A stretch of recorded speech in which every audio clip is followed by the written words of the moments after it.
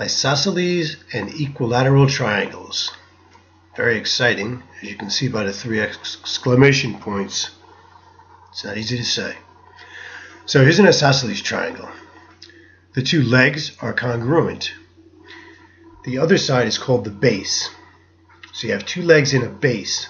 The angles opposite the legs are the base angles. Now, here's the base angle theorem. If two sides of a triangle are congruent, then the angles opposite those sides are congruent. Remember, congruent means the same measure. So that just goes, if the two base angles are congruent, then the two legs opposite those angles are going to be congruent. So if two angles of a triangle are congruent, then the sides opposite them are congruent.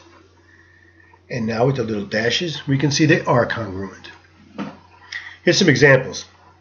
Ooh, another exciting one. Exclamation. Find y. So there's an isosceles triangle. One of the base angles is 50, and there's y right there in the corner. But I think they want to know how big y is. So y is 50. It's the same as the other angle. It's the base angles of an isosceles triangle. Now the base angles don't have to be on the bottom. They're just opposite the congruent legs. So this one of the base angles is 60, and the other one is also 60. Now, here you have two base angles that are congruent, and one of the sides is 7. How big is the other side? It's 7, of course. So, that was easy enough.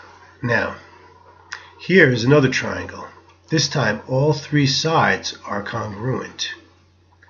Now, if a triangle is equilateral, meaning the 3 sides are congruent, then it is equiangular, which means the 3 angles are also congruent. And there they are. Okay. Now that just goes to say, if a triangle is equiangular, then guess what?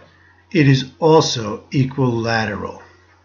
So if a triangle is equiangular, not easy to say, then it is equilateral. Now here's some examples using that information. Now here's a triangle. What kind of triangle? We're not sure, but it says solve for x. Oh, now we know. Now it's equiangular because they say that the angles are equal or congruent. One side is 3x, the other side is 2x plus 10, and I need to find x. So you know the two sides are congruent, so I'm going to write an equation, just equating the two sides. 3x equals 2x plus 10. Then I'm going to solve the equation. Subtract 2x from both sides, and x equals 10. That's easy enough if you remember your algebra. Now here's another problem, and be careful when you read the problems because sometimes they're going to ask you for the length of the sides. Like this one, for instance. Here is an equiangular triangle. Now it says find the length of the sides. So before we just found the variable, now we have to find the length of the sides. So here goes. It's the same thing. So one side's 3y, the other's 5y minus 14. Set those equal. Use your algebra skills to solve. Negative 2y is negative 14. Divide by negative 2. So y equals 7. Now you're not done yet because they want to know the length of the sides. So the length of the sides, I have to take that 7 and plug it back in to one of the expressions.